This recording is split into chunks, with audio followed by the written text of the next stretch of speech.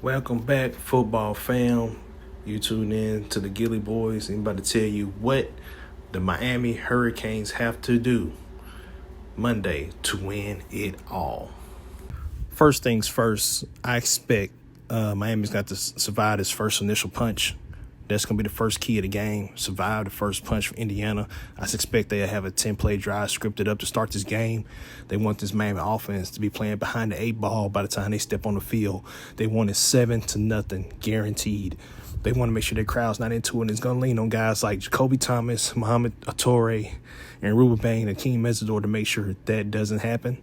They will be the key to make sure that initial punch is not answered. Number 2. What Miami needs to do is stay away from the pre-snap penalties. They had a couple of hiccups by the offensive line in the last game. A couple of false starts from Inez Cooper and the guys. Got to make sure that doesn't happen. You know the snap count. James Brockermeyer's the center. He had to snap the ball perfectly. He can't have those wild snaps he normally has every once in a while. He got to be on point. Francis Manoa and Markel Bell, the tackles, need to, like I say, stop with the pre-snap penalties. They should be able to handle this pass rush. They need to be the best unit that steps on the field Monday.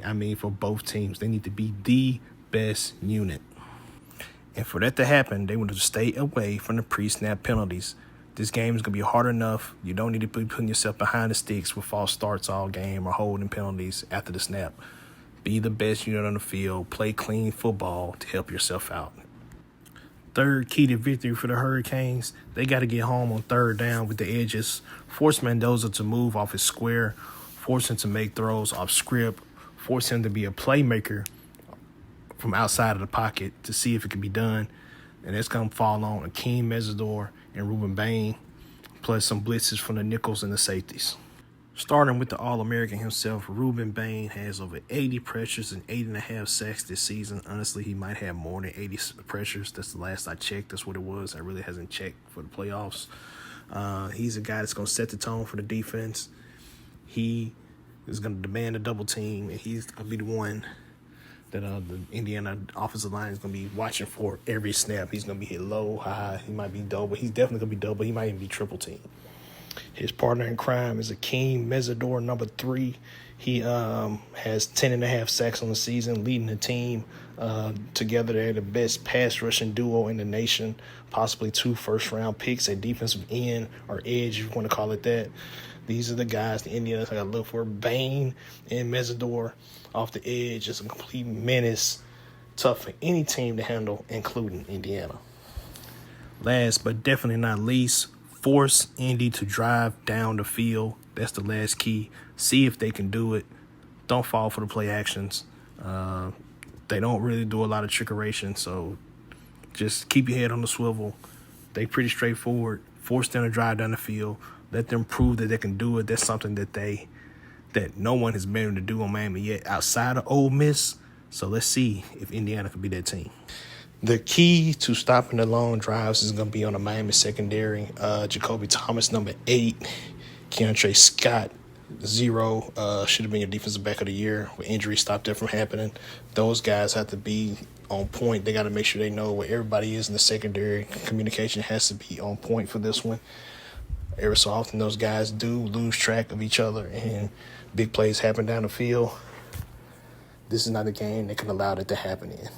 And that will fall on the defensive coaches and the defensive coaches alone. They got to make sure that this team is on point, and it's going to fall on guys like Zach Eldridge, cornerbacks coach, Will Harris, safety coach, Jason Taylor, to a certain extent, the defensive end pass rush coach, and defensive coordinator, Corey Heatherman. If I could just throw a bonus out there for you guys, it'd be the Miami offense. Against Ole Miss, they had 3 drives of 13 plays or more. They need to prove that they can do that again. And they got to do it against Indiana in this matchup, I think. They got to get there and drive the ball, long drives. Just like they got to stop Indiana if they having long drives. Miami's going to have to sustain long drives. And it's going to be behind the run and Mark Fletcher, behind the offensive line. That's going to be Malachi Tony in the passing game, along with Keon Marion and C.J. Daniels. Those trio receivers give Carson Beck a lot to work with. And Carson Beck's got to be smart with the football. That's the keys to victory for Miami. I think they get it done. You guys know I'm a Miami Hurricane fan. I'm rocking with the boys. But, Indiana, they deserve to be here too. And I can't be upset if Indiana wins the game. Well-deserving team. But I think the Hurricanes get this done in Hard Rock Stadium. They're actually playing a home game on their own stadium. Can't believe it. You guys, let me know what you think. Who do you think winning the matchup? Miami? Indiana? Y'all let me know. Who do you think will be the X factors in this game? Could it be a guy like Keon Marion? Could it be Keontae Scott? Zachariah Poyser? Miami Hurricane fans, did I get it right? Are these the keys to victory? Are you guys worried about Indiana? Are we finna get 6? You guys let me know. Thanks for all the love, support. Keep rocking with the Gilly Boys. We got more to come. Stay tuned. Just recently crossed 2,000. We thank you guys for the support. Now we chasing 3. We out.